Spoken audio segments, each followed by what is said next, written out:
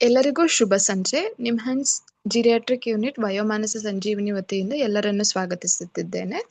ಇಂದಿನ ಆರೋಗ್ಯ ಜಾಗೃತಿ ಮೂಡಿಸುವ ಕಾರ್ಯಕ್ರಮದಲ್ಲಿ ನಮ್ಮೊಟ್ಟಿಗೆ ಇರುವಂತಹ ರಿಸೋರ್ಸ್ ಪರ್ಸನ್ ಬಂದು ಡಾಕ್ಟರ್ ಯಶವಂತ್ ಅಂತ ಇದ್ದಾರೆ. ಅವರು MD ಸೈಕಿಯಾಟ್ರಿನ KS ಹೆಗ್ಡೆ ಮೆಡಿಕಲ್ ಅಕಾಡೆಮಿ ನಿಟ್ಟೆಯಲ್ಲಿ ಮುಗಿಸಿದ್ದಾರೆ. ಅದೇ ರೀತಿ DNB ಇನ್ ಸೈಕಿಯಾಟ್ರಿನೂ ಆಗಿದೆ. Post graduate diploma in medical and ಎಥಿಕ್ಸ್ನ ಕೂಡ ಮಾಡ್ಕೊಂಡಿದ್ದಾರೆ. ಪ್ರಸ್ತುತವಾಗಿ ಅವರು ಫೆಲೋಶಿಪ್ ಇನ್ ಸೈಕೋಸೆಕ್ಷುವಲ್ ಮೆಡಿಸಿನ್ನ JSS ಯೂನಿವರ್ಸಿಟಿಯಿಂದ ಮಾಡ್ತಾ ಇದ್ದಾರೆ. ಪ್ರಸ್ತುತವಾಗಿ ಅವರು ನೇರ್ ಚಾರಿಟಬಲ್ ಹಾಸ್ಪಿಟಲ್ ಮುಂಬೈಯಲ್ಲಿ ಕರ್ತವ್ಯವನ್ನು ನಿರ್ವಹಿಸ್ತಾ ಇದ್ದಾರೆ. ಇವರು ಅದೇ ರೀತಿ ಅವರು ಕೂಡ ಮೈಂಡ್ ಸ್ಪೇಸ್ ಅನ್ನೋ ಒಂದು ಅಕಾಡೆಮಿಗೆ ಸಾನ್ನಿಧ್ಯ ಮೈಂಡ್ ಸ್ಪೇಸ್ ಅನ್ನೋ ಒಂದು ಇದಕ್ಕೆ ಸಂಸ್ಥೆಗೆ ಅವರು ಫೌಂಡರ್ ಕೂಡ ಆಗಿದ್ದಾರೆ. ಅದು ಮುಂಬೈಯಲ್ಲಿದೆ. ಸೊ ಇವರು ಇವತ್ತು ನಮ್ಮೆಲ್ರಿಗೂ ತಿಳಿಸ್ಕೊಡ್ತಾ ಇರೋವಂಥ ವಿಷಯ ಏನಪ್ಪಾ ಅಂತ ಅಂದ್ರೆ, ವೃದ್ಧಾಪ್ಯದಲ್ಲಿ ಅಥವಾ ಹಿರಿಯ ನಾಗರಿಕರಲ್ಲಿ ಅವರು ವಯಸ್ಸಿನಿಂದ ಇರುವಾಗ ಅವರು ಹುಟ್ಟಿದ ಜಾಗ ಬೇರೆ ಆಗಿರುತ್ತೆ. ಅವರು ವಯಸ್ಸಲ್ಲಿ ಇರುವಂತ ಟೈಮಲ್ಲಿ ಅವರು ಒಂದು ಜಾಗದಲ್ಲಿ ಕರ್ತವ್ಯವನ್ನ ನಿರ್ವಹಿಸ್ತಾ ಇರ್ತಾರೆ. ಅವರು ರಿಟೈರ್ಮೆಂಟ್ ಆಗೋ ಟೈಮಲ್ಲಿ ಅವರಿಗೆ ಇಲ್ಲ ಟ್ರಾನ್ಸ್ಫರ್ ಆಗಿರ್ಬೋದು, ಇಲ್ಲ ಅಂತ ಅಂದ್ರೆ ಮಕ್ಳ ಜೊತೆ ಅವರು ಬೇರೆ ಜಾಗಕ್ಕೆ ಹೋಗ್ಬೇಕಾಗಿರುವಂತ ಪರಿಸ್ಥಿತಿಗಳು ಕಾಣಿಸಿರುತ್ತೆ. ಸೊ ಆ ಸಮಯದಲ್ಲಿ ಅವರಿಗೆ ಮನೆ ಬದಲಾವಣೆ ಆಗಿರುತ್ತೆ, ಅಂದ್ರೆ ಅವ್ರು ಇರುವಂತ ಜಾಗ ಬದಲಾವಣೆ ಆಗಿರುತ್ತೆ. ಅದೇ ರೀತಿ ಅವರ ಮನಸ್ಥಿತಿ ಕೂಡ ಬದಲಾವಣೆ ಆಗಿರುತ್ತೆ. ಅವರು ಅಡಲ್ಟ್ಹುಡ್ ಅಂದ್ರೆ ಅವರು ವಯಸ್ಕರಲ್ಲಿರುವಾಗ ಅವ್ರ ಮನಸ್ಥಿತಿ ಹೇಗಿರುತ್ತೆ, ಮತ್ತೆ ವೃದ್ಧಾಪ್ಯದಲ್ಲಿ ಹಿರಿಯ ನಾಗರಿಕರು ಅಂತ ಅವರು ನಡೆಸ್ತಾ ಇರುವ ಲೈಫಲ್ಲಿ ಅವ್ರ ಮನಸ್ಥಿತಿ ಕೂಡ ಚೇಂಜಸ್ ಅಲ್ಲಿ ಕಾಣಿಸ್ತಿರತ್ತೆ. ಸೊ ಈ ಚೇಂಜಸ್ನ ಅರ್ಥ ಮಾಡ್ಕೊಳ್ಳೋಕೆ ಅಂದ್ರೆ ಮನೆ ಬದಲಾವಣೆ, ಮನದ ಬದಲಾವಣೆ, ಈ ಹಿರಿಯ ನಾಗರಿಕರಲ್ಲಿ ಆಗುವಂತ ಸ್ಥಳಾಂತರದಲ್ಲಿ ಆಗುವಂತದ ಬದಲಾವಣೆಗಳನ್ನ ಹೇಗೆ ಅರ್ಥ ಮಾಡ್ಕೊಳ್ಬೇಕು, ಅದ್ರಲ್ಲಿ ಆಗುವಂತ ಎಮೋಷನಲ್ ಚೇಂಜಸ್ ಆಗಿರ್ಬೋದು, ಅಥವಾ ಎಮೋಷನಲ್ ಡಿಸ್ಟರ್ಬೆನ್ಸ್, ಅಥವಾ ಎಮೋಷನಲ್ ಆಗಿ ಅವ್ರಿಗೆ ಏನ್ ಅಫೆಕ್ಟ್ ಆಗ್ತಿದೆ, ಇದನ್ನೆಲ್ಲ ಅರ್ಥ ಮಾಡ್ಕೊಳ್ಳೋದಕ್ಕೋಸ್ಕರ ನಮ್ಮೊಟ್ಟಿಗೆ ಡಾಕ್ಟರ್ ಯಶವಂತ್ MH ಅವರಿದ್ದಾರೆ. ಸೊ ಅವ್ರು ಎಲ್ರಿಗೂ ಇವತ್ತು ದಿನ ಈ ವಿಷಯದ ಬಗ್ಗೆ ಅರಿವನ್ನ ಮೂಡಿಸಲಿಕ್ಕೆ ನಮ್ಮೊಟ್ಟಿಗಿದ್ದಾರೆ. Welcome sir. Thank you, Komal. Handing over to you, sir. Thank you. I hope I am audible. Yeah, you are. Yes, sir, You're you audible. are. Thank you. Thank you, sir. Thank you so much. ನಮಸ್ತೆ, ಶುಭ ಸಂಜೆ. ಇಲ್ಲಿ ವಾಯೋ ಮಾನಸ ಸಂಜೀವಿನಿ ಇಂಥ ಒಳ್ಳೆ ಹೆಸರು, ಇಷ್ಟು ವರ್ಷ ಆದ್ಮೇಲೆ ಈ ತರ ಹೆಸರನ್ನ ಕೇಳ್ತಿದ್ದೇನೆ. ಈ ತರ ಒಂದು ಪ್ರೋಗ್ರಾಮ್ ನಡೀತಾ ಉಂಟು ಅನ್ನೋದು ಗೊತ್ತಾಯ್ತು. ತುಂಬಾ ಸಂತೋಷ ಆಗ್ತದೆ. ಈ ಒಂದು ವಾಲ್ಯೂಮ್ ತುಂಬಾ ಕಡಿಮೆ ಇದೆ. ಸ್ವಲ್ಪ ವಾಲ್ಯೂಮ್ ಇನ್ಕ್ರೀಸ್ ಮಾಡಿದ್ದೀರಾ ಸರ್? ಸ್ವಲ್ಪ ವಾಲ್ಯೂಮ್ ಇನ್ಕ್ರೀಸ್ ಮಾಡಿ. ಓಕೆ, ಈಗ ಕೇಳಿಸ್ತಿದೀಯಾ? ಪರ್ಫೆಕ್ಟ್. ಕೇಳಿಸ್ತಿದೆ ಅಲ್ಲ? ಇನ್ನು ಸ್ವಲ್ಪ ಮಾಡ್ಬೋದು. You will have to adjust your set. You will have to adjust your set. He has increased his volume. ಆದಷ್ಟು ಜೋರಾಗಿ ಮಾತಾಡ್ಲಿಕ್ಕೆ ನಾನು ಪ್ರಯತ್ನ ಮಾಡ್ತೇನೆ, ಆಯ್ತಾ? ಯಾಕಂದ್ರೆ ಸ್ವಲ್ಪ ಡಿಸ್ಟೆನ್ಸ್ ದೂರದಿಂದ ಕನೆಕ್ಟ್ ಆಗಿರೋದ್ರಿಂದ ಅದು ಒಂದು ಸಮಸ್ಯೆ ಆಗ್ತಿರಬಹುದು. ಹೌದು ಸರ್, ಹೌದು. ಸೊ ಎಲ್ಲ ವೀಕ್ಷಕರಿಗೂ ನನ್ನ ಹೃದಯ ಆಳದಿಂದ ವಂದನೆಗಳು, ನಮಸ್ಕಾರ, ಶುಭ ಸಂಜೆ. ಕೋಮಲ ಅವರು ಕೆಲವೊಂದು ಇಂಟ್ರೊಡಕ್ಷನ್ ಅಲ್ಲಿ ನನ್ನ ಹೇಳಿದ್ದಾರೆ. ಮನೋವೈದ್ಯಕೀಯ ವಿಭಾಗದಲ್ಲಿ ಈಗ ನಾನೊಂದು 3-4 ವರ್ಷದಿಂದ ನಾನೀಗ ಕಾರ್ಯ ನಿರ್ವಹಿಸ್ತಿದ್ದೇನೆ. ಸೊ ಈ ಒಂದು ಪ್ರೋಗ್ರಾಮಿಗೆ ನನ್ನ ಮಾತಾಡಬೇಕು ಅಂತ ಹೇಳಿದಾಗ ವಯೋಮಾನಸ ಸಂಜೀವಿನಿ ಬಗ್ಗೆ ಈಗ ಶನಿವಾರ ನನಗೆ ಇದ್ರ ಬಗ್ಗೆ ಗೊತ್ತಾಯ್ತು. ಸೊ ಏನ್ ಮಾತಾಡ್ಬೋದು ಅಂತ ಯೋಚನೆ ಮಾಡ್ತಿದ್ದೆ. ಇಷ್ಟು 2-3 ದಿನದಲ್ಲಿ ಏನ್ ಪ್ರಿಪೇರ್ ಮಾಡ್ಲಿಕ್ಕೆ ಆಗ್ತದೆ. ಕೋಮಲ ಅವರು ಕೂಡ 1-2 ಟಾಪಿಕ್ಸ್ಗಳನ್ನ ಹೇಳಿದ್ರು ನಮಗೆ, 1-2 ವಿಷಯಗಳನ್ನ. ಬಟ್ ಯಾವುದೇ ವಿಚಾರಗಳನ್ನ ಮಾತಾಡ್ಬೇಕು ಅಂತಂದ್ರೂ ನಾವು ಅದ್ರ ಬಗ್ಗೆ ಪ್ರಿಪರೇಷನ್ ಇಲ್ಲದೆ ಸುಮ್ಮನೆ ಮಾತಾಡ್ಲಿಕ್ಕೆ ಆಗೋದಿಲ್ಲ. ಏನಾದ್ರೂ ಒಂದು ವಿಚಾರ ಅಥವಾ ಒಂದು ವಿಷಯನ ತಗೊಂಡ್ರೆ ಅದ್ರ ಬಗ್ಗೆ ನಮ್ಗೆ ಕುತೂಹಲ ಮೂಡಬೇಕು. ಆ ಕುತೂಹಲದಿಂದ ಸಮಾಲೋಚನೆ ಮಾಡಬೇಕು. ಸಮಾಲೋಚನೆಯಿಂದ ನಾವು ಅದನ್ನ ಮಾತಾಡ್ತಾ ಹೋದಾಗ ಅದ್ರ ಬಗ್ಗೆ ಏನಾದ್ರೂ ಒಂದು ಹೊಸದಾಗಿ ನಮ್ಗೆ ತಿಳಿತಾ ಹೋಗ್ತದೆ. ಸೊ ಅವರ ಸಜೆಷನ್ ಅಂತೆ ಪ್ರಾಕ್ಟಿಕಲ್ ಆಗಿ ಏನಾದ್ರೂ ಒಂದು ಮಾತಾಡ್ಬೇಕು ಅಂತಂದಾಗ ಪ್ರಾಕ್ಟಿಕಲ್ ಆಗಿ ಏನು ಯೋಚನೆ ಮಾಡ್ಬೋದು, ಈಗಿನ ಪರಿಸ್ಥಿತಿಯಲ್ಲಿ ಏನೆಲ್ಲ ನಡೀತಾ ಇದೆ. ಈ ಒಂದು ಟಾಪಿಕ್ ಏನಿದೆ, ಮನೆಯ ಬದಲಾವಣೆ, ಮನದ ಬದಲಾವಣೆ, ಅಥವಾ ಮನೆಯ ಬದಲಾವಣೆಗೆ ಮನದ ಸ್ಪಂದನೆ, ಇದು ನನ್ನ ಜೀವನದಲ್ಲೂ ನಡೀತಕ್ಕಂಥದ್ದು. ಈಗಿನ ಪರಿಸ್ಥಿತಿಯಲ್ಲಿ ನಿಮ್ಗೆಲ್ಲ ಗೊತ್ತಿರೋದು ನನ್ನ ನೇಟಿವ್ ಮಂಡ್ಯ, ಈಗ ಮುಂಬೈಯಲ್ಲಿದ್ದೀನಿ. ಈಗ ನನ್ನ ಜೀವನದಲ್ಲೂ ಇದೇ ಕೂಡ ನಡೀತಾ ಇರೋದು. ಸೊ ಈ ವಿಚಾರದ ಬಗ್ಗೆ ಇದುವರೆಗೂ ಯಾವುದು ಟಾಪಿಕ್ಸ್ ಆಗಿರ್ಲಿಲ್ಲ, ವಿಚಾರಗಳನ್ನ ಇಲ್ಲಿ ಆ, ಸಂವಾದ ಆಗಿರ್ಲಿಲ್ಲ. ಅದರಿಂದ ನಾನು ಈ ವಿಚಾರನ ಆಯ್ಕೆ ಮಾಡ್ಕೊಂಡಿದ್ದೇನೆ. ಸೊ ನನಗೆ ಗೊತ್ತಿರ್ತಕ್ಕಂಥದ್ದು, ನಾನು ನೋಡಿರ್ತಕ್ಕಂಥದ್ದು, ನಾನು ತಿಳಿದುಕೊಂಡಿರ್ತಕ್ಕಂಥದ್ದು ಕೆಲವೊಂದು ವಿಚಾರಗಳನ್ನ ಮಾತಾಡ್ತೇನೆ. ಈ ವಿಚಾರದ ಮಧ್ಯದಲ್ಲಿ ನಿಮಗೆ ಯಾರಿಗಾದ್ರೂ ಏನಾದ್ರೂ ಡೌಟ್ ಇದ್ರೆ ಅಥವಾ ನೀವು ಏನಾದ್ರೂ ಹೇಳ್ಬೇಕು ಅಂತಿದ್ರೆ ಯಾವಾಗ ಬೇಕಾದ್ರೂ ತಿಳಿಸ್ಬೋದು. ಸೊ ನನ್ನ ಮಾತಿನಲ್ಲಿ ಅಥವಾ ನನ್ನ ಕನ್ನಡ ಬರಹದಲ್ಲಿ ಏನಾದ್ರೂ ತಪ್ಪಿದ್ರೆ ದಯವಿಟ್ಟು ಕ್ಷಮಿಸಿ. ಎಷ್ಟೋ ತಿಂಗಳ ನಂತರ ನಾನು ಕನ್ನಡದಲ್ಲಿ ಮಾತಾಡ್ಲಿಕ್ಕೆ ಶುರು ಮಾಡ್ತಿದ್ದೇನೆ. ಸೊ ನನ್ನ ಕೆಲವೊಂದು ಸ್ಲೈಡ್ಸ್ ಇದೆ, ಅದನ್ನ ಶೇರ್ ಮಾಡ್ತೇನೆ. ಒಂದೇ ನಿಮಿಷ.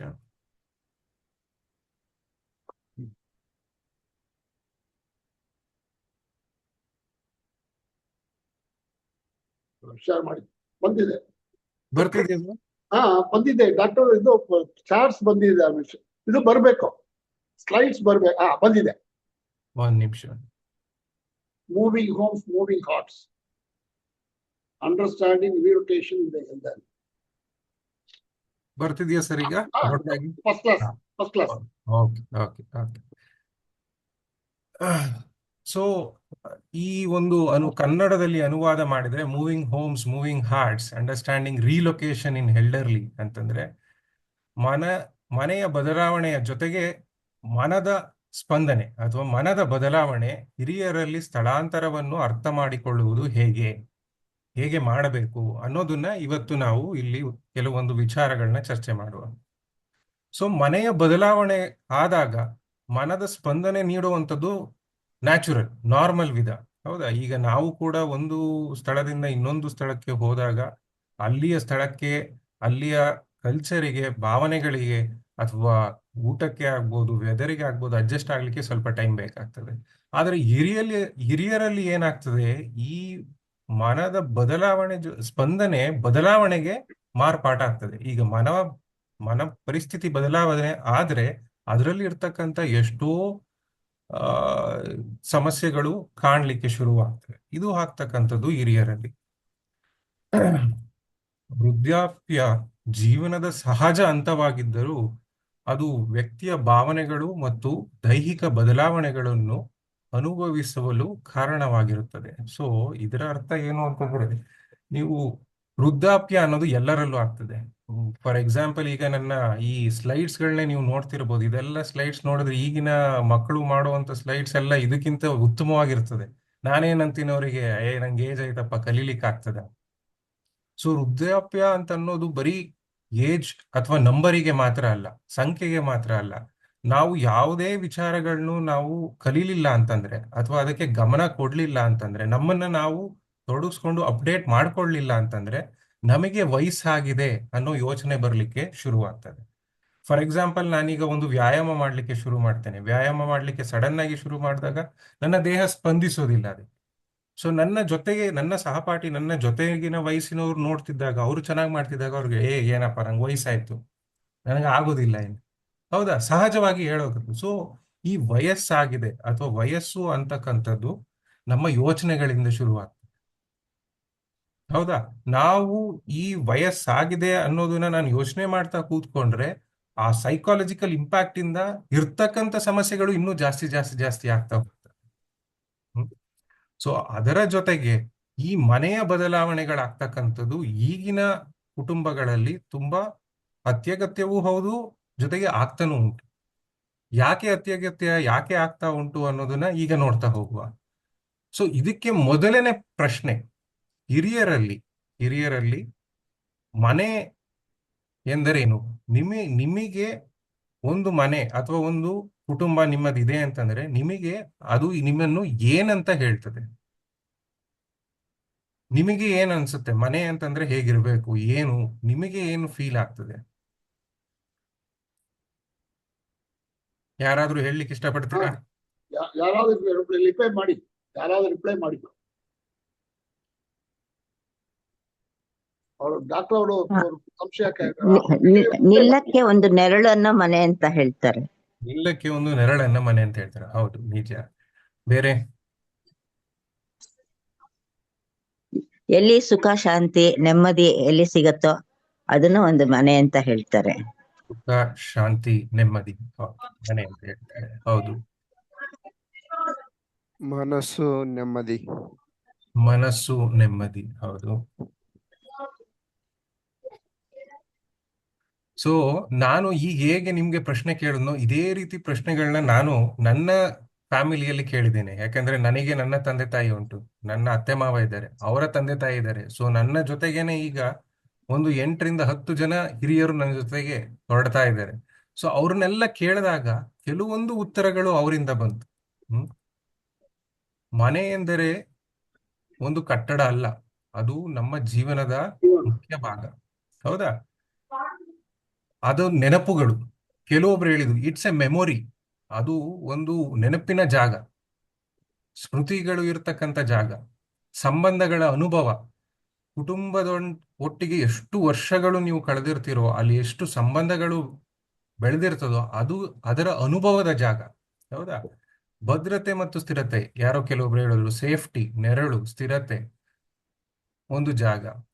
ಪ್ರಿಯ ಜನರ ಸಂಪರ್ಕ, ಈಗ ನೀವು ಒಂದ್ ಕಡೆ ಇದ್ದೀರಾ ಅಂತಂದ್ರೆ, ಒಂದು 10 ವರ್ಷ 15 ವರ್ಷ ನೀವು ಒಂದು ಕಡೆ ಮನೆಯಲ್ಲಿ ಇದ್ದೀರಾ ಅಂತಂದ್ರೆ ಸುತ್ತಮುತ್ತ ಎಲ್ಲ ನಿಮಗೆ ಪರಿಚಯ ಇರ್ತದೆ.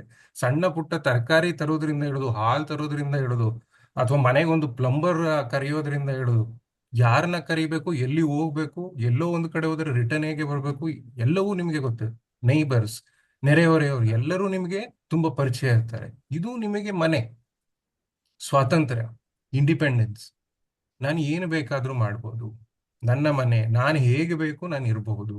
ಇದೊಂದು ನಿಮಗೆ ಒಂದು ಕಾನ್ಫಿಡೆನ್ಸ್ ಬಂದಿರುತ್ತೆ, ನಿಮ್ಮ ಮನೆ ನನ್ನ ಸ್ವಾತಂತ್ರ್ಯ, ಇದು ಒಂದು ನಿಮಗೆ ಯೋಚನೆ ಬಂದಿರುತ್ತೆ. ಮನಸ್ಸಿಗೆ ಆರಾಮ, ಶಾಂತಿ, ನೆಮ್ಮದಿ.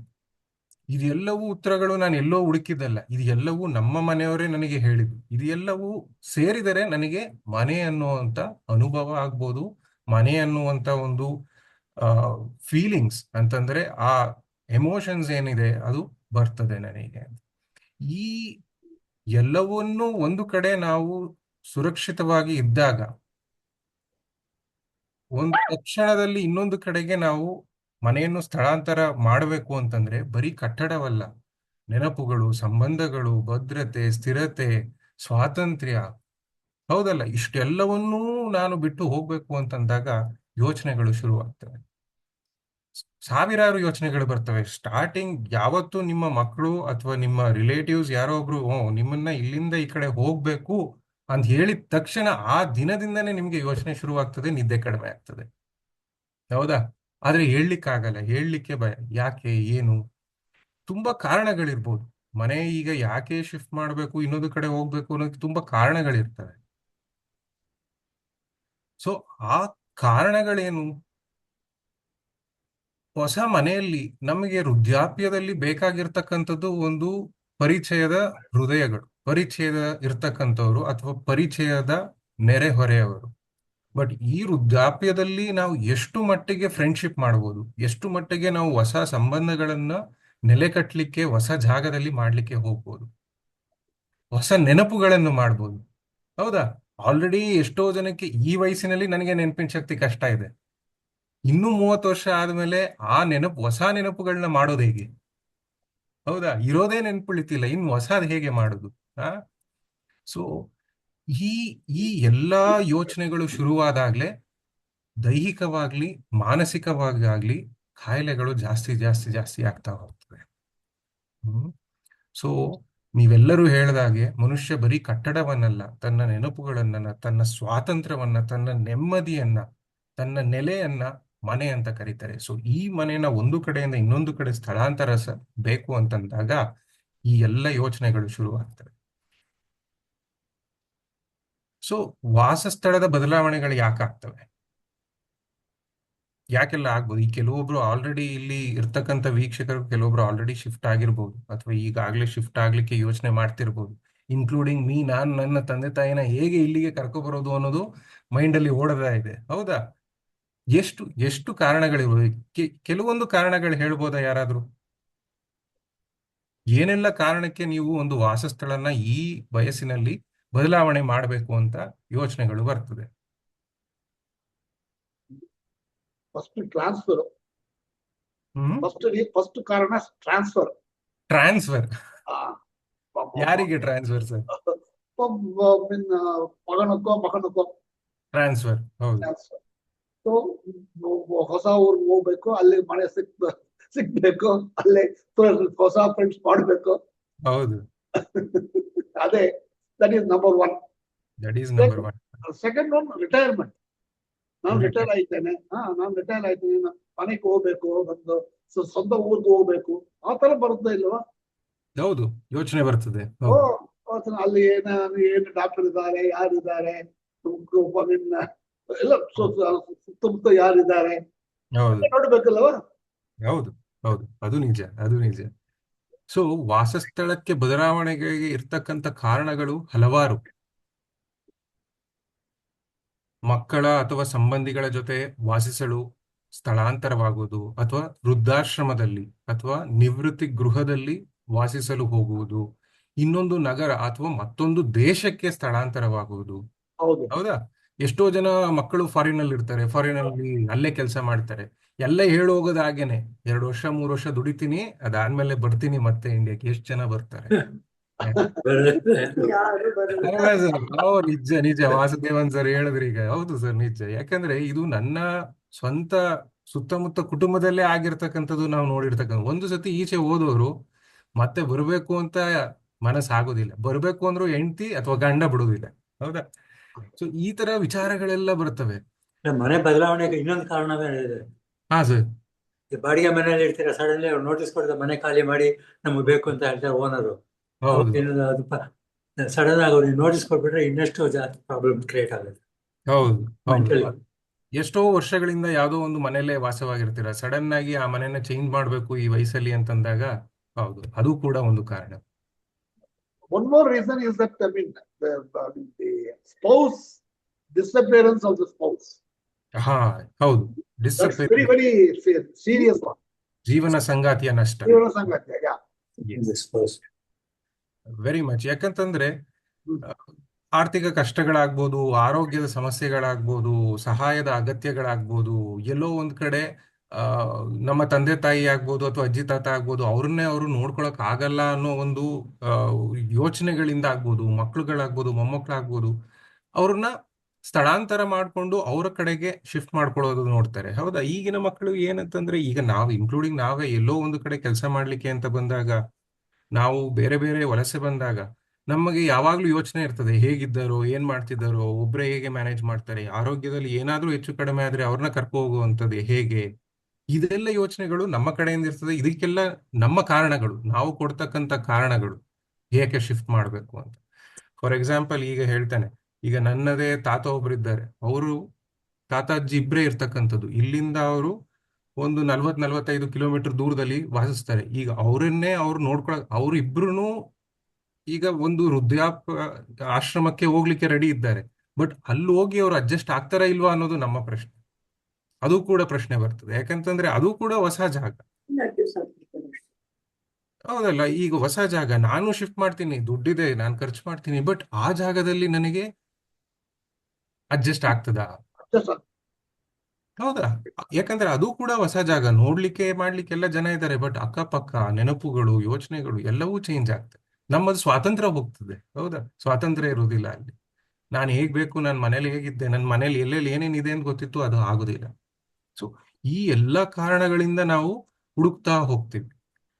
ಕೆಲವೊಬ್ಬರಿಗೆ ದೀರ್ಘಕಾಲದ ಆರೈಕೆ ಬೇಕಾಗ್ತದೆ, ಮೇಲ್ವಿಚಾರ ಇರ್ತದೆ. ಈ ಮನೆ ಅನ್ನೋದು ಚೇಂಜ್ ಆಗೋದು ಬರೀ ನಾನು ಮೂಮೆಂಟ್ ಆದ್ರೆ ಮಾತ್ರ ಅಲ್ಲ, ನನ್ನ ಮನೆಗೆ ಇನ್ಯಾರಾದ್ರೂ ಹೊಸಬ್ರು ಬಂದ್ರೆ ಉಳಿಲಿಕ್ಕೆ ಆಗ್ಲೂ ಕೂಡ ಯೋಚನೆ ಬರ್ತದೆ. ಈಗ ನಾನ್ ನಮ್ಮ ಮನೇಲೇನೆ ಫುಲ್ ಟೈಮ್ ಮೇಡ್ ಅಂತಂದ್ರೆ, ಬೆಳಗ್ಗೆ ಸಂಜೆ ತನಕ ನಿಮ್ ನೋಡ್ಕೊಳಕ್ ಯಾರನ್ನ ಇರಿಸ್ತೀನಿ ಅಂದ್ರೆ ಕೇಳ್ತಾರ ನಮ್ಮಪ್ಪ? ಕೇಳಲ್ಲ. ಯಾಕಂತಂದ್ರೆ ಒಂದು ಅದು ಸ್ವಾಭಿಮಾನ, ಇನ್ನೊಂದು ಭಯ. ಎಲ್ಲೋ ಅವ್ರೇನೋ ಮಾಡ್ಬಿಟ್ರೆ, ಇವ್ರೇನೋ ಮಾಡ್ಬಿಟ್ರೆ ಅವನ ಜೊತೆ ಹೇಗಿರ್ಲಿಕ್ಕೆ ಆಗ್ತದೆ ಈ ವಯಸ್ಸಿನಲ್ಲಿ, ಈ ಎಲ್ಲ ಯೋಚನೆಗಳು ಬರ್ತವೆ. ಹೌದಾ? ಈಗ ನಮ್ಮ ವಯಸ್ಸಿನಲ್ಲಿ ನಮಗೇನೆ ಆ ಒಂದು ಅಭ್ಯಾಸಗಳಿರಲ್ಲ. ನನ್ನ ಜೀವನದಲ್ಲೇ ಯಾವತ್ತೂ ಬೇರೆಯವ್ರ ಕೈಲಿ ನಮ್ಮನ್ನ ಕೆಲಸ ಮಾಡಲ್ಲ. ನಾವೇ ಎದ್ದು, ನಾವೇ ಸ್ನಾನ ಮಾಡಿ, ಅಡಿಗೆ ಮಾಡಿ, ತಿಂಡಿ ಮಾಡಿ, ಕೆಲಸ ಮಾಡಿ ಬರ್ತಿದ್ದವರು ಸಡನ್ ಆಗಿ ನಾನು ಇನ್ನೊಬ್ರು ಕೈಲಿ ಮಾಡಿಸ್ಕೋಬೇಕು ಅಂತಂದ್ರೆ ಮನಸ್ಸು ಒಪ್ಪುದಿಲ್ಲ. ಹೌದಲ್ಲ? ಹೌದು. ಓ, ನಾನು ಬರೀ ಶಿಫ್ಟ್ ಆಗೋದಲ್ಲ, ನಮ್ಮ ಮನೆಗೆ ಇನ್ನೊಬ್ರು ವಾಸವಾಗಿರ್ಲಿಕ್ಕೆ ಬರ್ತಾರೆ, ನಮ್ಮನ್ನ ನೋಡ್ಲಿಕ್ಕೆ ಬರ್ತಾರೆ ಅಂತಂದಾಗ ಅದು ಅಲ್ಲಿ ಶಿಫ್ಟೇ. ಅದು ಶಿಫ್ಟೇನೆ. ಅದು ಶಿಫ್ಟೇ, correct. Dynamics, family dynamics shift ಆಗ್ತದೆ. ಹೌದು. ಒಪ್ಪುದಿಲ್ಲ. ಈಗ್ಲೇನೆ ನಾನು ನನ್ನ ಅಜ್ಜಿ ತಾತಂಗ್ ಒಪ್ಸ್ಲಿಕ್ಕೆ ಎಷ್ಟು ಕಷ್ಟ ಆಗ್ತಿದೆ, ಕೇಳ್ಲಿಕ್ಕಿಲ್ಲ, ಆಗುದಿಲ್ಲ. ನಾನು ಹೇಳ್ಬೋದು ಕೇಳ್ಲಿಕ್ಕಿಲ್ಲ ಅಂತ, ಬಟ್ ಅವರಿಗೆ ಆಗ್ತಕ್ಕಂತ ಕಷ್ಟಗಳು ಯಾರು ಹೇಳ್ತಾರೆ? ಈಗ ಹ್ಮ್ ಅದೆಲ್ಲ ಬಿಡಿ. ಬರೀ ಒಂದು ವಾಕಿಂಗ್ ಸ್ಟಿಕ್ ಹಿಡಿಲಿಕ್ಕೂ ಕೆಲವೊಬ್ರು ಹಿಂದೆ ಮುಂದೆ ನೋಡ್ತಾರೆ. ಯಾಕಂತಂದ್ರೆ ಅದು ನಾನು ಅವಲಂಬಿತವಾಗಿದ್ದೇನೆ ಇನ್ನೊಂದ್ರ ಮೇಲೆ, ನಾನು ನಡಿಲಿಕ್ಕೆ ಆಗ್ತಿಲ್ಲ ಅನ್ನೋ ಯೋಚನೆ ಯಾವಾಗ ಶುರುವಾಗ್ತದಲ್ಲ, ಅವಾಗ ಇನ್ನೂ ಜಾಸ್ತಿ ಆಗ್ತಾ ಹೋಗ್ತದೆ. ನಾನು ಇನ್ನೊಂದು ವಸ್ತು ಮೇಲೆ ಅವಲಂಬಿತವಾಗಿ ನಾನು ನಡಿಬೇಕು, ಅದಿಲ್ಲ ಅಂದ್ರೆ ನಾನು ಆಗುದಿಲ್ಲ. ಎಷ್ಟೋ ಜನ accept ಮಾಡುದಿಲ್ಲ. ಸೊ ಈ ರೀತಿ ಹಲವಾರು ಕಾರಣಗಳಿದೆ. ಸೊ ಮಾನಸಿಕವಾಗಿ ಅಥವಾ ಭಾವನಾತ್ಮಕವಾಗಿ ಏನೆಲ್ಲ ಪರಿಣಾಮಗಳಾಗ್ಬೋದು?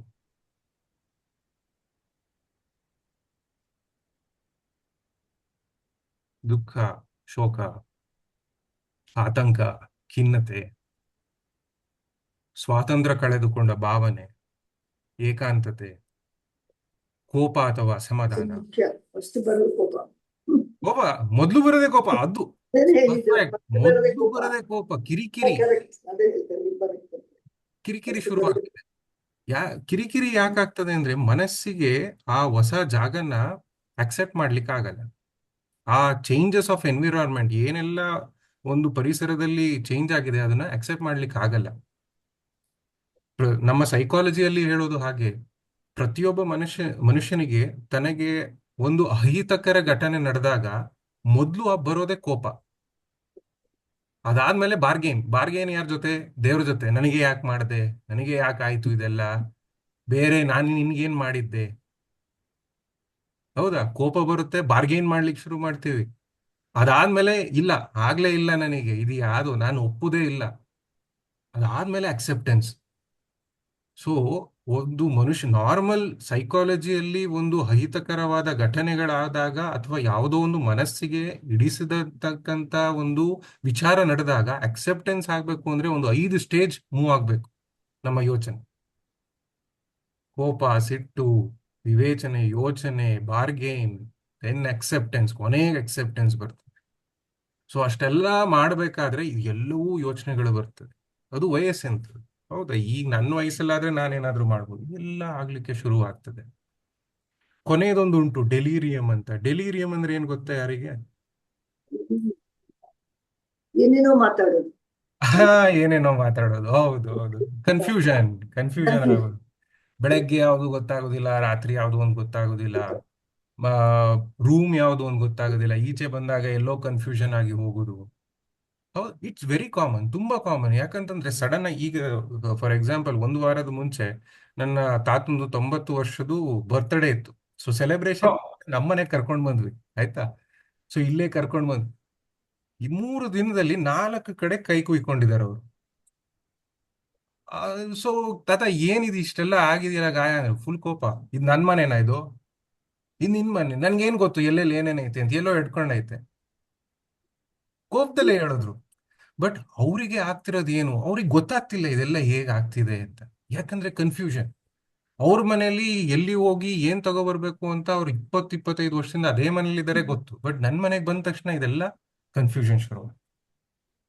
ಹೌದಾ? ಇದು ಎಲ್ಲರಿಗೂ ಆಗ್ತಕ್ಕಂತ one of the most common.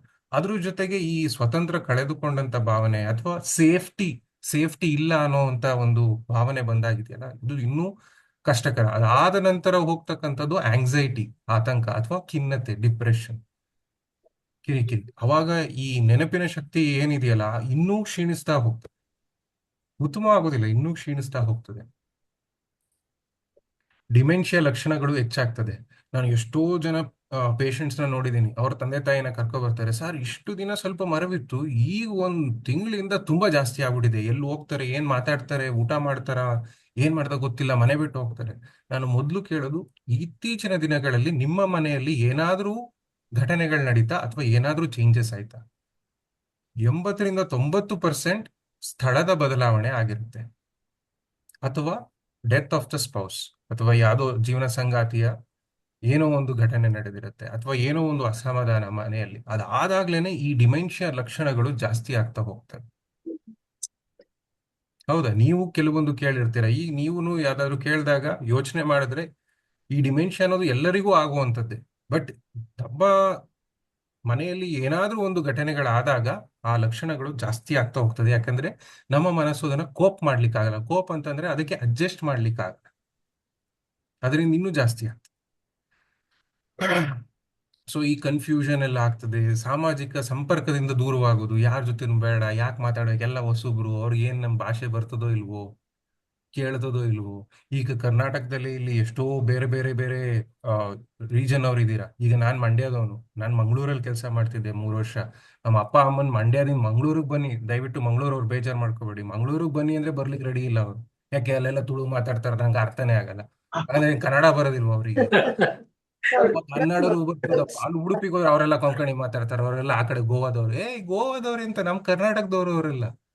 But ಅವರ ಯೋಚನೆಗಳೇನಿದೆ, ನಾವಿಷ್ಟು ಈ ಮಂಡ್ಯದಲ್ಲಿ ಇಷ್ಟು ವರ್ಷ ಇದ್ಕೊಂಡು ಈಗ ಬಂದ್ಬಿಟ್ಟು ಅಲ್ಲಿ ತುಳು ಕಲೀಲಿಕ್ಕೆ ಆಗ್ತದ? ಕೊಂಕಣಿ ನೋಡಿ, ಕರ್ನಾಟಕದ ಒಳಗಡೆನೆ ನಾನು ಶಿಫ್ಟ್ ಮಾಡ್ಬೇಕು ಅಂತಂದ್ರೆ ಅವ್ರಿಗೆ ಏನಿಸುತ್ತೆ, ಅಕ್ಕಪಕ್ಕದವ್ರು ಯಾರೋ ಬೇರೆಯವರು ಅನ್ನೋ ಯೋಚನೆಗಳು ಬರ್ಲಿಕ್ಕೆ ಶುರುವಾಗ್ತದೆ. ಹೌದಾ? ಸೊ ನಿದ್ರೆ ಸಮಸ್ಯೆಗಳು, ಹಸಿವು ಕಡಿಮೆ ಆಗ್ತಕ್ಕಂಥದ್ದು, ಇದೆಲ್ಲವೂ ಫಿಸಿಕಲ್ ಸೈನ್ಸ್. ಫಿಸಿಕಲ್ ಸೈನ್ಸ್ ಅಂದ್ರೆ ದೈಹಿಕವಾಗಿ ಏನಲ್ಲ, ಇದೆಲ್ಲ ಉಳಿದದೆಲ್ಲ ಮಾನಸಿಕ. ಈಗ ದೈಹಿಕವಾಗಿ ಶುರುವಾಗ್ತದೆ, ಅವಾಗ ಡಾಕ್ಟರ್ ಹತ್ರ ಬರ್ತಾರೆ. ಯಾವಾಗ ನನ್ನ ತಂದೆ, ನನ್ನ ಅಜ್ಜ, ನನ್ನ ಅಜ್ಜಿ, ಅಮ್ಮ ಊಟ ಮಾಡ್ತಿಲ್ಲ ಅಂತಾರೋ, ನಿದ್ರೆ ಮಾಡ್ತಿಲ್ಲ ಅಂತಾರೋ, ಕಿರಿಕಿರಿ ಜಾಸ್ತಿ ಆಗ್ತದೋ, ಅವಾಗ ಈಗ ಡಾಕ್ಟರ್ ಹತ್ರ ಹೋಗುವ. ಮಾಡೋದೆಲ್ಲ ಮಾಡಿದ್ಮೇಲೆ ಡಾಕ್ಟರ್ ಹತ್ರ ಬಂದು ಏನ್ ಮಾಡ್ಲಿಕ್ಕಾಗ್ತದೆ? ಹೌದಾ?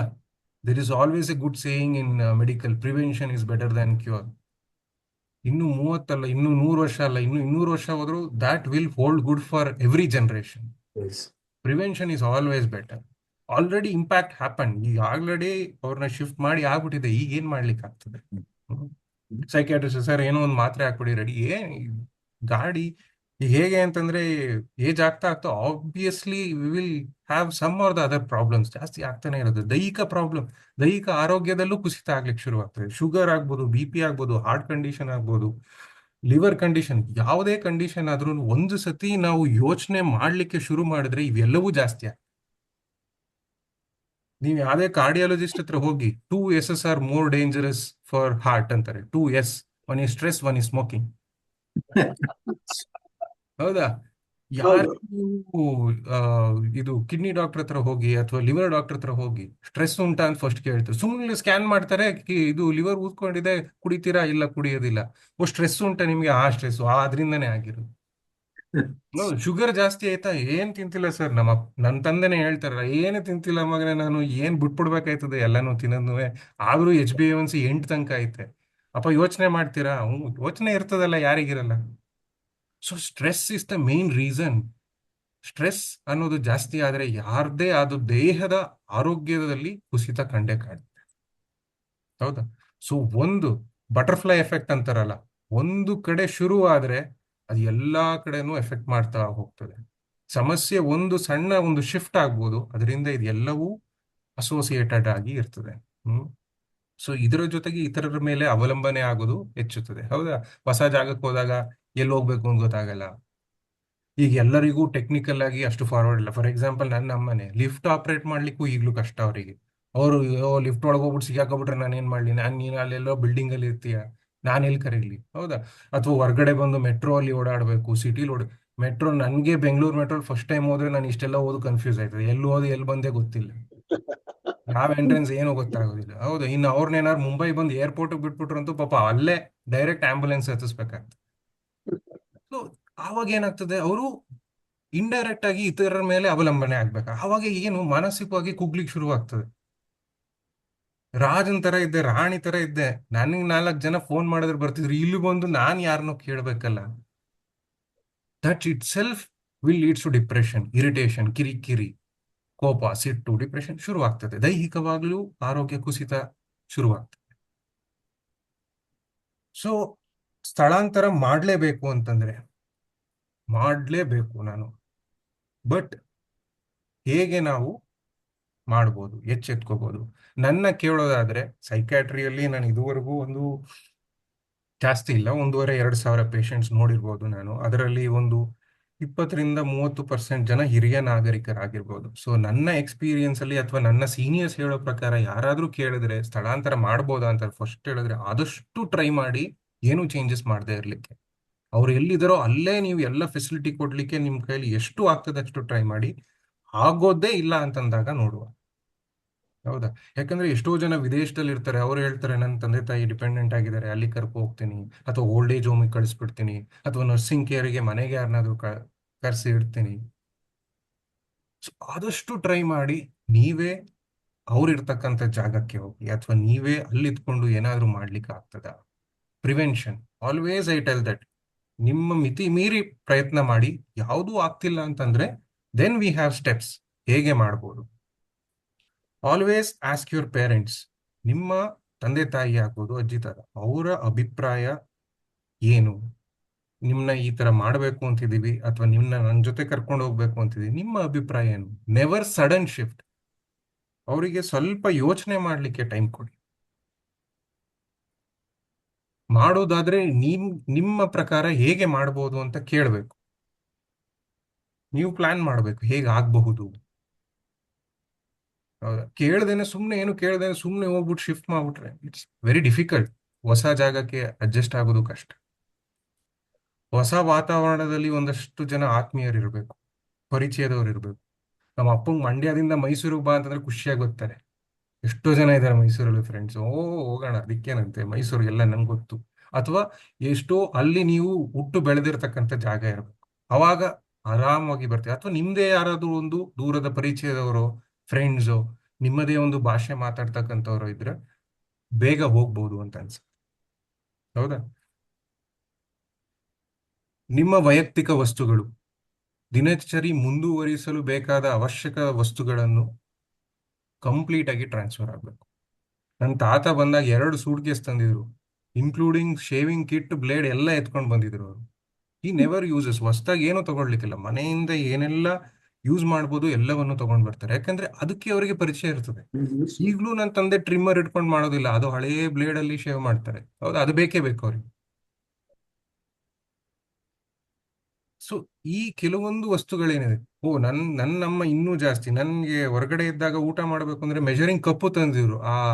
ಈ ಮೆಷರಿಂಗ್ ಕಪ್ ಯಾವ್ದು ಅಳತೆ ಮಾಡೋದು, ಅನ್ನ ಹಾಕ್ಲಿಕ್ಕೆ ಎಷ್ಟು ಕಪ್ ಇರ್ತದಲ್ಲ, ಸೇರು ಪಾವು, ಅದನ್ನು ಎತ್ಕೊಂಡು ಬಂದಿದ್ರು ಅವರು. ಅಮ್ಮ ಇಲ್ಲಿ ಹೊಸ ತಗೋ, ಇಲ್ಲ ನಂಗೆ ಇದ್ರಲ್ಲಿ ಅಭ್ಯಾಸ ಆಗಿದೆ, ನಾನು ಇದ್ರಲ್ಲೇ ಮಾಡೋದು. ನೋಡಿ ಎಷ್ಟು ಅವರಿಗೆ ವಸ್ತುಗಳಿಗೆ ಅವರು ಎಷ್ಟು ಅವಲಂಬಿತವಾಗಿರ್ತಾರೆ.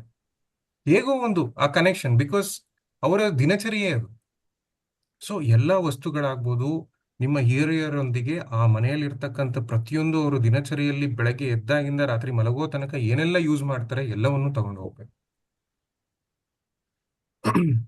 ಸ್ನೇಹಿತರು, ನೆರೆಹೊರೆಯವರು, ಕುಟುಂಬದವರ ಜೊತೆ ಸಂಪರ್ಕ ಉತ್ತಮವಾಗಿರ್ಬೇಕು. ಅಂದ್ರೆ ನೀವಿರ್ತಕ್ಕಂಥ ಮನೆಯಲ್ಲಿ ನೈಬರ್ಸ್ ಆಗಿರ್ಬೋದು, ಹೇಗಾದ್ರೂ ಅವರ ಜೊತೆ ಕನೆಕ್ಷನ್ ನ ಸ್ವಲ್ಪ ಕಂಟಿನ್ಯೂ ಮಾಡ್ಲಿಕ್ಕೆ. ಯಾಕಂದ್ರೆ ನೀವು ಹೊಸ ಪ್ಲೇಸಿಗೆ ಹೋಗ್ಬೇಕಾದ್ರೆ ಈ ಅಡ್ಜಸ್ಟ್ಮೆಂಟ್ಸ್ ಆಗ್ಬೇಕಾಗ್ತದೆ. ನಿಧಾನವಾಗಿ ಸ್ಥಳಾಂತರ ಮಾಡುವ ಯೋಚನೆ, ಇದನ್ನೇ ನಾನು ಯೋಚನೆ ಮಾಡ್ತೀನಿ. ಈಗ ನನ್ನ ಅಜ್ಜಿ ತಾತನ್ನ ಒಂದು ಓಲ್ಡ್ ಏಜ್ ಹೋಮಿಗೆ ಸೇರಿಸ್ಬೇಕು ಅಂತಂದ್ರೂ ಫಸ್ಟ್ ಈಸ್ ಟ್ರಯಲ್. ನಾನು ಫಸ್ಟ್ ಆ ವೃದ್ಧಾಶ್ರಮದ ಓನರ್ ಜೊತೆ ಮಾತಾಡೋದು, ನನಗೆ 2 ವಾರದ ಮಟ್ಟಿಗೆ ಟ್ರಯಲ್ ಬೇಕು.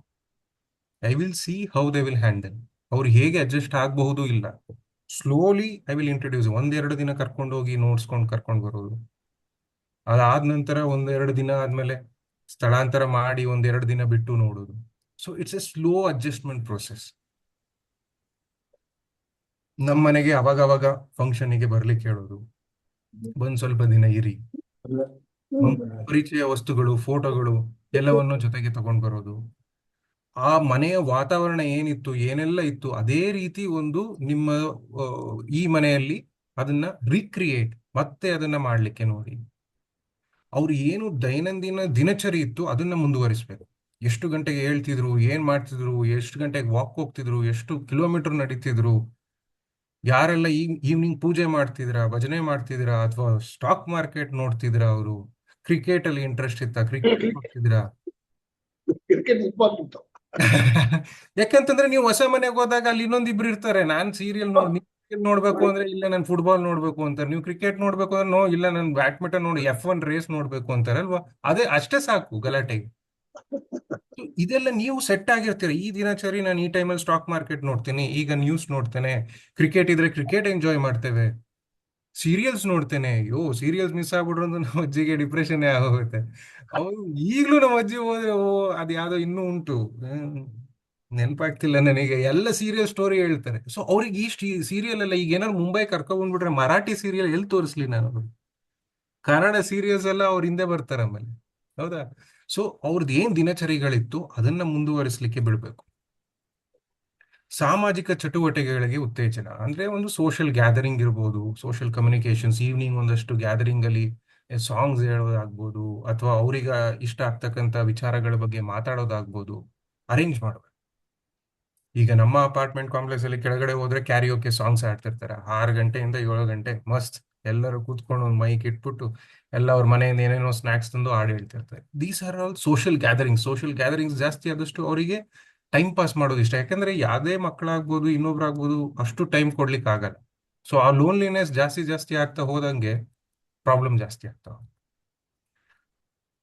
ಕುಟುಂಬದವರ ನಿಯಮಿತವಾಗಿ ಭೇಟಿಯಾಗ ಅಂದ್ರೆ ಹೊರ್ಗಡೆ ಎಲ್ಲಾದ್ರೂ ನೀವು ಶಿಫ್ಟ್ ಮಾಡೋದಾದ್ರೆ ಅವಾಗ ಕುಟುಂಬದವರು ಅವಾಗವಾಗ ಹೋಗಿ ಮೀಟ್ ಮಾಡಿ ಇದ್ದು ಟೈಮ್ ಸ್ಪೆಂಡ್ ಮಾಡಿ, ಹಬ್ಬ ಹರಿದಿನ ಹುಟ್ಟುಹಬ್ಬ ಇದೆಲ್ಲ ಮಾಡ್ತಾ ಇದ್ರೆ ಅವ್ರಿಗೆ ಎಲ್ಲೋ ಒಂದು ಕಡೆ ಕನೆಕ್ಟೆಡ್ ಆಗಿದ್ದೀವಿ ಅಂತ ಅನ್ಸುತ್ತೆ.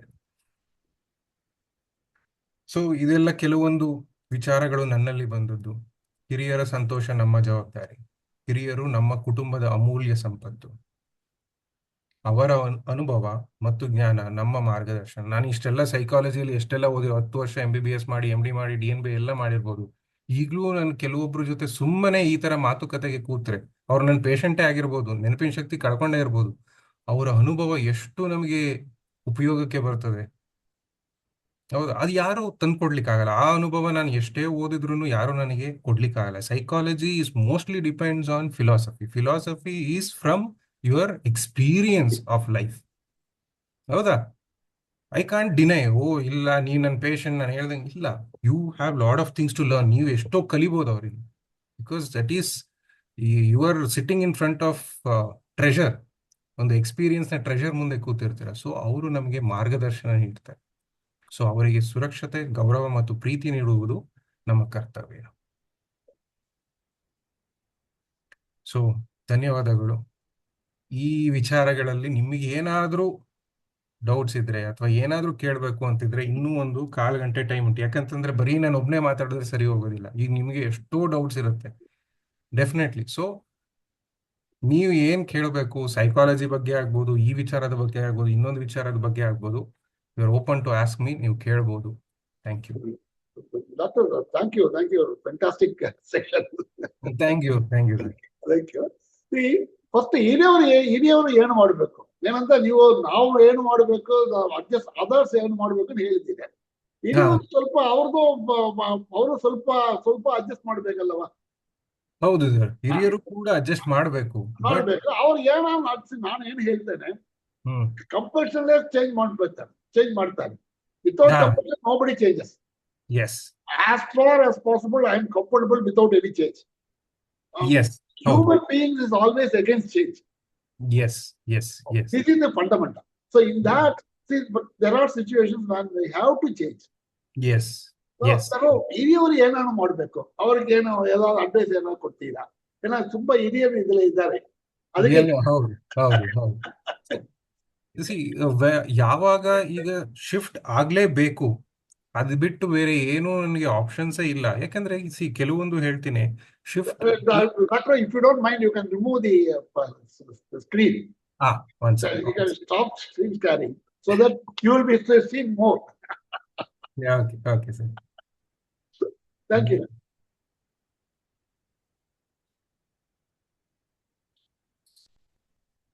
Stop sheet.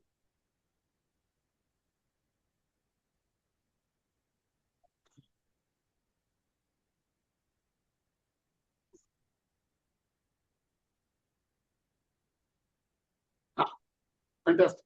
ಬಂತಲ್ಲ ಸರ್? ಬಂದಿ ಸರ್. ಓಕೆ. ಸೊ ಹಿರಿಯರ ಬಗ್ಗೆ ಹೇಳಬೇಕು ಅಂತಂದ್ರೆ they should be ready for some change.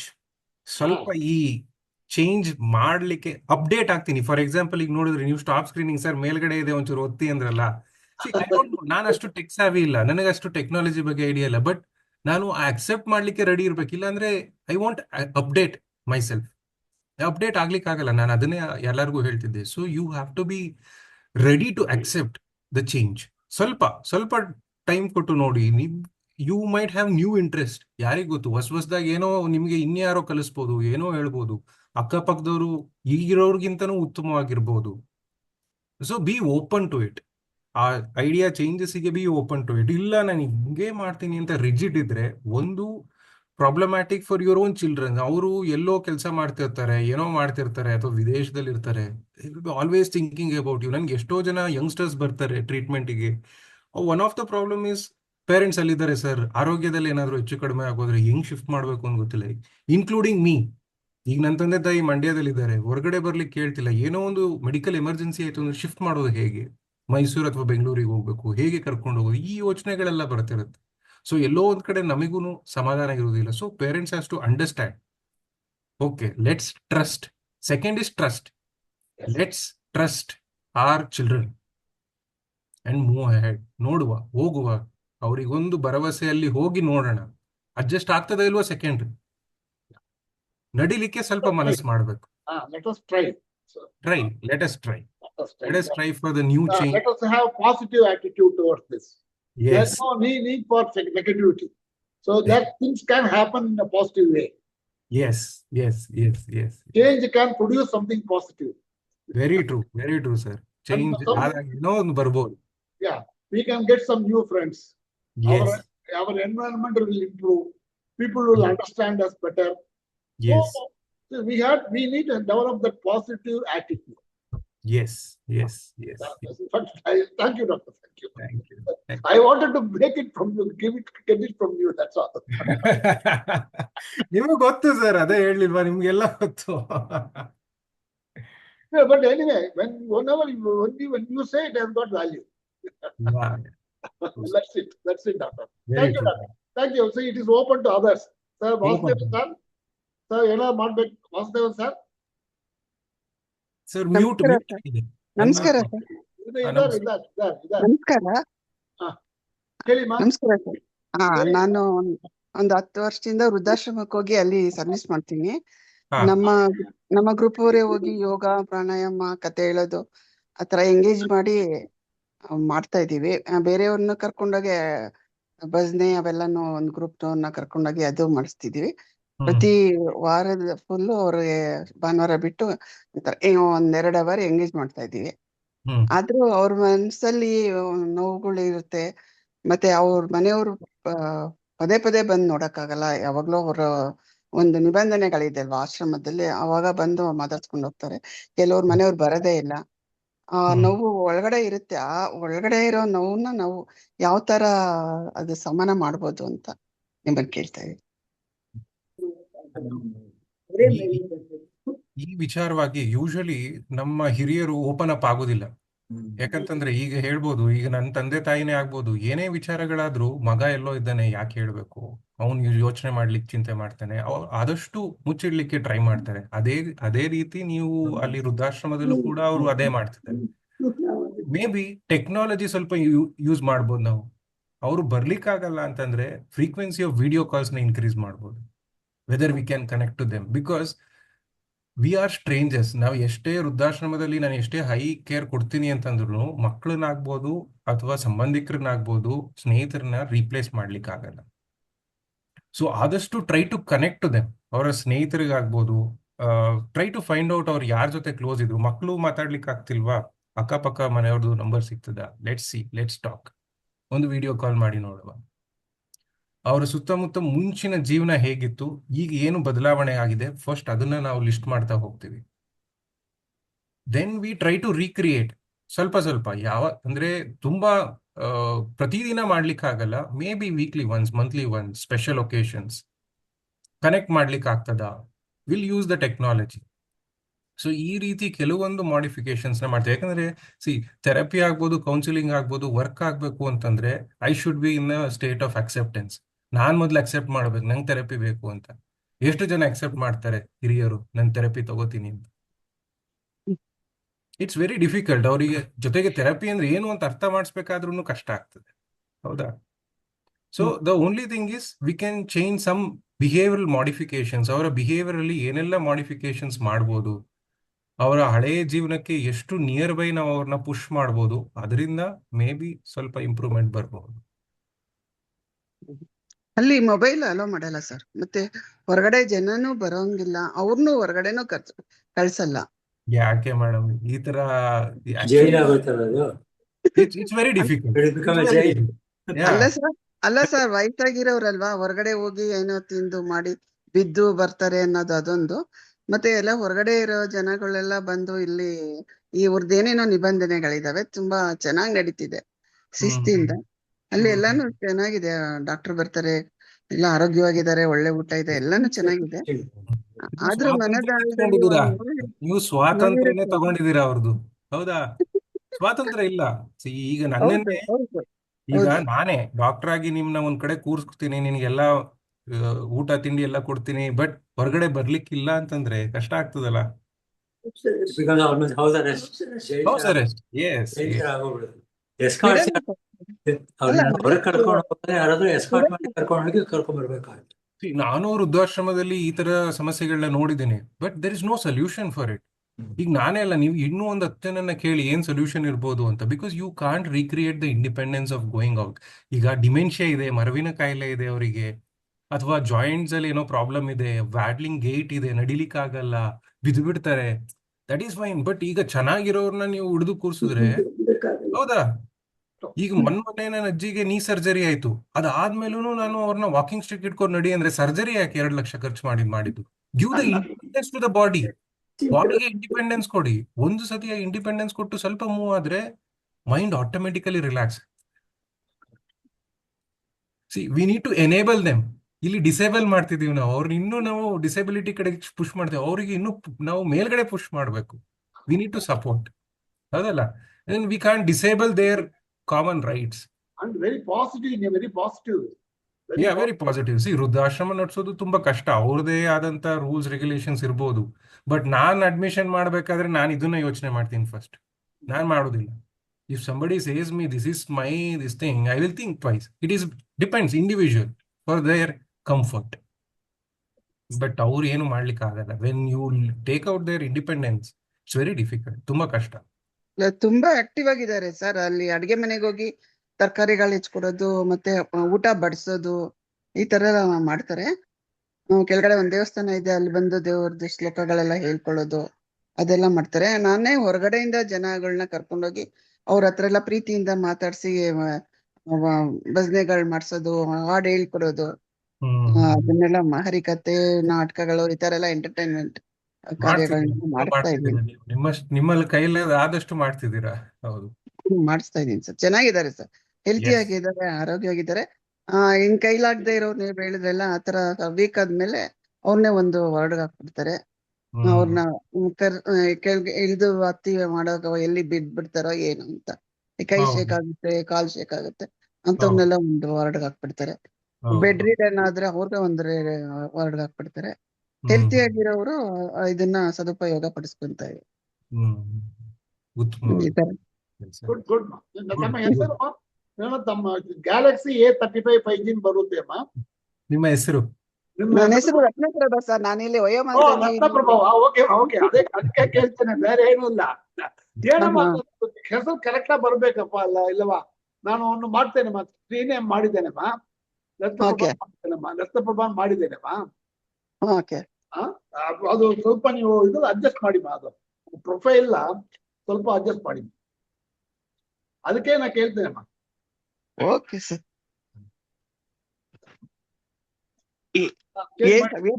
Video on ಮಾಡ್ಬೇಕಾ? ವಿಡಿಯೋ ಆನ್ ಮಾಡಿ.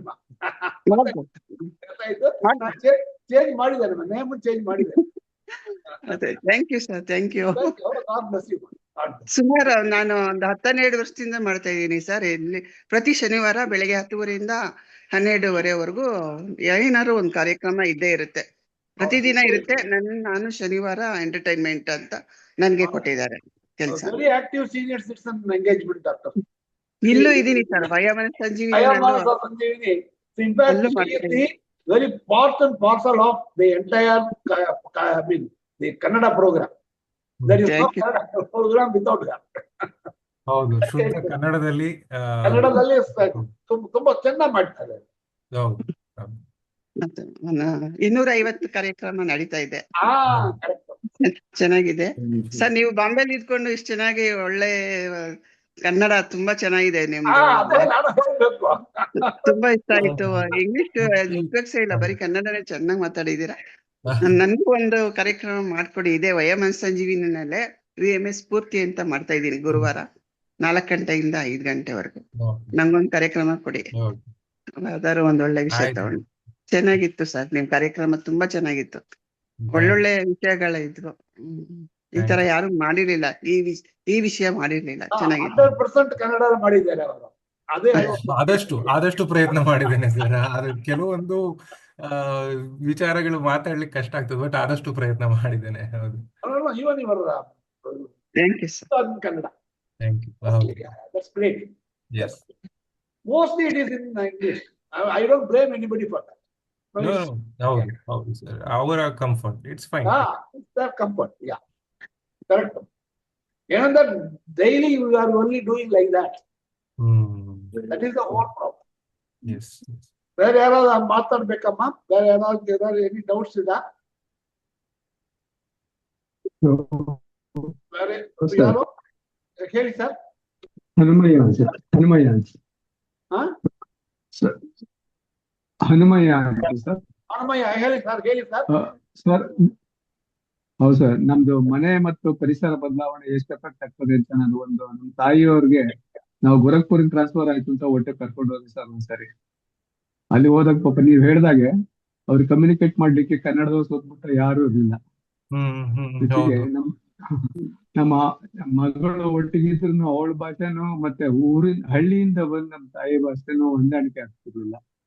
ಸೊ ನಾವ್ ಎಲ್ಲಿ ಡ್ಯೂಟಿಗೆ ಹೋದ್ಮೇಲೆ ಅವ್ರ ಕೆಳಗಡೆ ಬಂದು ಮನೆಯಿಂದ ಗೇಟ್ ಅಲ್ಲಿ ಕುತ್ಕೊಂಡು ಸುಸ್ತ ನೋಡ್ಕೊಂಡು ಬೈತಾ ಇರೋರು ದಿವಸ.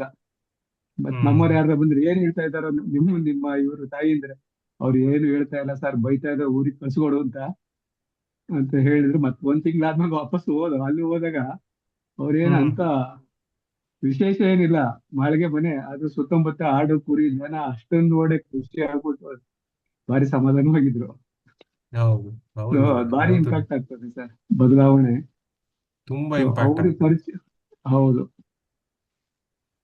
Especially language. ಯಾವಾಗ ಅವರಿಗೆ ಲ್ಯಾಂಗ್ವೇಜ್ ಗೊತ್ತಾಗುದಿಲ್ಲ ಅಲ್ಲ, ಕಷ್ಟ ಸರ್. ಈಗ ನಾವೇ ಹೊಸ ಜಾಗಕ್ಕೆ ಹೋದಾಗ ಕಷ್ಟ ಪಡ್ತೇವೆ, ವಯಸ್ಸಿನಲ್ಲಿ ಅರ್ಥ ಆಗ್ಬೇಕಾಗುತ್ತೆ. Good to see you sir. Good to see you. ಖುಷಿ ಆಯ್ತು. Thank you sir. Thanks for the nice presentation, Dr. Yashwant. Thank you. ಚೆನ್ನಾಗಿತ್ತು. Thank you. Nice of you. That's great. Just 1 minute, doctor. Linda ma'am. Yes, sir. Okay. You can, because now you can say a few words of truth. Okay.